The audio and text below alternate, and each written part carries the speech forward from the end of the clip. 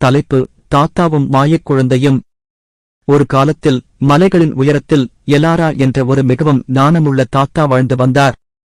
அவருக்கு நீண்ட வெள்ளைத் தாடியும் அன்பான கண்களும் இருந்தன. அவருடைய வீடு ஒரு சூடான, இரகசியமான குகையாக இருந்தது. ஒரு அழகான காலை வேளையில் அவர் தனது குகையின் வாசலில் ஒரு சிறிய, விசேஷமான குழந்தையைக் கண்டார்.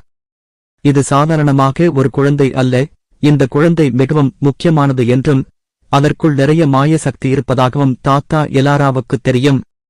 அவர் உடனடியாக அந்த குழந்தையை நேசித்தார், அதை பாதுகாப்பதாக உறுதியளித்தார்.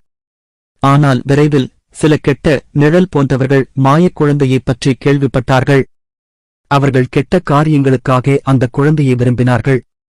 அவர்கள் வருவதை தாத்தா எலாரா அறிந்தார். எனவே அவர் குழந்தையை மெதுவாகத் தூக்கி ஓடத் தொடங்கினார்.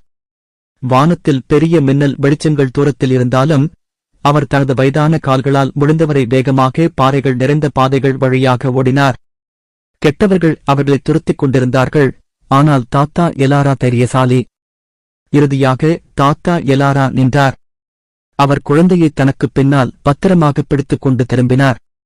அவருக்கு முன்னால் நிழல் போன்ற கெட்டவர்களின் ஒரு முழுப்படையும், தூரத்தில் ஒரு பயங்கரமான இருண்ட கோட்டையும் இருந்தது. தாத்தா எலாரா பயப்படவில்லை. அவர் தனது கையை உயர்த்தி, நில்லுங்கள், நீங்கள் இந்த குழந்தைக்கு எந்த தீங்கும் செய்ய மாட்டீர்கள் என்று சொல்வது போல் இருந்தது. அவர் வயதானவராக இருந்தாலும் ஒரு தைரியமான சூப்பர் ஹீரோவைப் போல் இருந்தார். அவர் அந்த மாயக் குழந்தையை பாதுகாக்க தயாராக இருந்தார். என்ன ஆனாலும் சரி, குழந்தையை காப்பாற்றுவதற்கான போர் இப்போதே தொடங்கப் போகிறது. கதையின் நீதி: அன்பும் தைரியமும் கொண்ட ஒருவரால் கூட அப்பாவிகளைப் பாதுகாக்க முடியும் மற்றும் பெரிய தீமையை எதிர்த்து நிற்க முடியும்.